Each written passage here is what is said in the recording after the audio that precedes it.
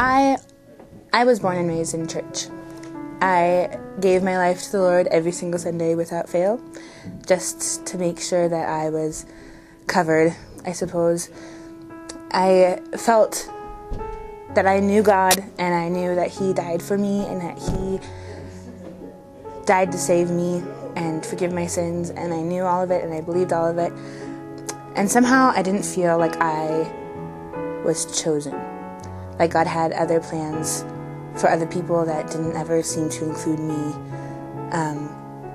It wasn't until my freshman year of college that I truly found that God wanted to lead me, and I truly felt His hand trying to lead me. And that was when I truly understood that God had a plan for me and had a destination for me and wanted me to be more than what I was, I guess, settling for. I decided to pick up and move to Nashville, Tennessee, to go to school, to pursue what I thought was my ultimate calling. I fell harder on my face than I've ever fallen before, and have yet to fall, and it was an absolute disaster. And I have to admit that I was confused and frustrated and thought that I didn't really trust God, because this is something that He had led me to, and it had just been a failure. Before I left for Nashville, I'd asked Him to bring me to a place where my entire reliance was on Him, and that He was all I had, and that I had to trust in Him. I had no other choice. And it's funny how God answers prayers, because He definitely brought me to that place where my friends were gone, my dreams were gone. I was in the lowest valley I've ever experienced, and my faith was nowhere to be found. I just had nothing left in me, and somehow I found the strength to lift my head up and look up, and I began to see God in an amazing way, because He was all that was there. Everything else was gone.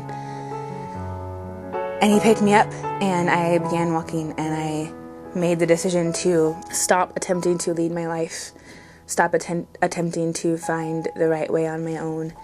And I would love to say that that was a choice that I made because I was in an amazing place of faith, or that I wanted to be more righteous or holy, but in all honesty, it was a decision that I made because I had no other decisions to make. I had tried everything else, and I needed Him, and I knew that I needed Him, and He was the only thing that I had left. And He lovingly took my hand and began to lead me, and I began to slowly learn how to give up my right to lead, and I slowly learned how to hold my plans loosely. He was very faithful to teach me that, and is continuing to be faithful to teach me that as I fall and fall and fall and fall and fall. And I realize, I guess, that my life is complete.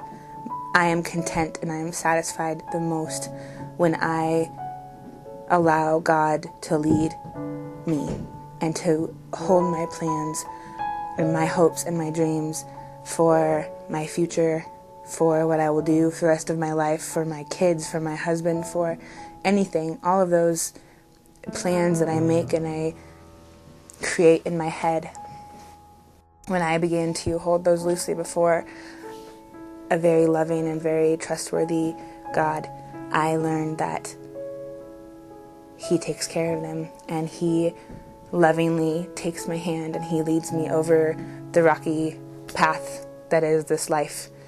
And I am so much better of a person and so much happier and joyful and content doing that than I ever was before.